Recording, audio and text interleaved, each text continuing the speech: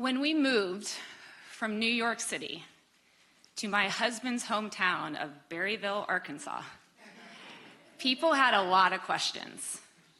Friends and colleagues in New York wondered if we had lost our minds, and family and friends in Berryville assumed we had lost our jobs. Neither was true. We were just a young couple trying to figure out how best to live, work, and raise a family. To be honest, there were quite a few other cities and perhaps even a few other states on my list. But John made a compelling case, claiming that all the values I loved most about him, his humility, his devotion to faith and family, his entrepreneurial spirit, and his sense of responsibility to his community, were the direct results from growing up in Berryville. Isn't that what we want for our own kids? Unfortunately, we were never really able to test his hypothesis. 3 months into our move, there was an accident. While leveling some fields for new chicken houses out in rural Carroll County, John was underneath a piece of heavy equipment when the emergency brake failed, and a 4,000-pound steel bucket fell on his head. He suffered a massive traumatic brain injury that involved 30 days in ICU, 84 days in rehab, and 1 fatal pulmonary embolism. His death left me pregnant and widowed with 4 small children to raise as a single mom in a state I had literally just moved to, with no job and a $500,000 medical bill. For the first time in my life, I wasn't working for a cause. I was the cause.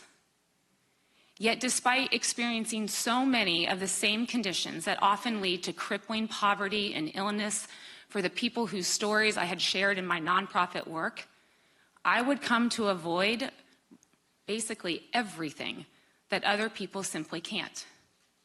For me, there'd be no meetings with case managers, no medical-related bankruptcy or credit card debt, no problems at school due to untreated trauma and loss, no preventable diseases related to processed food and toxic stress, no impossible choices like paying for childcare or paying for rent. So how would I do it then? Well, the funny thing is, no one ever bothers to ask. Instead, when people hear my story and meet me today, remarried to a wonderful man with 4 happy, healthy children, a great job, and financial security, they make sense of what happened through a familiar narrative of success that points straight to my individual moral character. You must be so strong. This tiny little statement that assigns so much worthiness and respect to me and my family packs a devastating punch to the thousands of Arkansans struggling to overcome the stigmas and barriers of their surroundings. So let's be clear on what we really mean when we give a character trait such as inner strength full credit for overcoming a crisis such as mine. Inner strength was the $500,000 medical bill I never paid because my husband was 100% covered by Arkansas workers' compensation at the time of his accident. It was the ability to move 4 times within 1 year from New York City to the rural South and never have to worry about how we would afford the rent, find a good school, or secure a fair loan to purchase a new house. Inner strength was the full-time nanny I was able to hire that provided stability for the kids and time and space for me to prioritize my own physical and mental health. It was the generational wealth transfers and social connections of friends and family that led to new businesses and income-producing investments. It was the advanced degrees, paid in full by parents and grandparents, that allowed me to secure flexible and meaningful employment as an instructor at the University of Arkansas. But without life insurance, masked as inner strength, there's no way I could have pursued a career that I loved without the financial burden of raising 4 kids on instructor salary alone. You know, somewhere I once read that we don't acknowledge or critique systems when we're enjoying their fruits.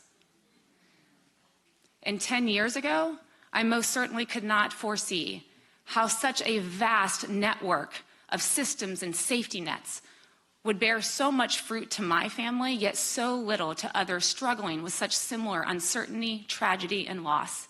Yet we are held up as symbols of strength and determination in our community, while others are marginalized, criminalized, and ignored. Because that's how the familiar narrative of worthiness works in this country, unless we who are furthest from the pain begin to reflect on why that's the case and flip the script on our own stories of wealth and success. Now, it is no secret that I moved here reluctantly, persuaded by a young man who had deep gratitude for a community that shaped his sense of purpose and belonging. But today, I remain here proudly, convinced that it is here in Arkansas where we can powerfully disrupt the mythology about who deserves what, but only if the honest and courageous stories about poverty and oppression are met with equally honest and courageous stories about wealth and advantage. Thank you.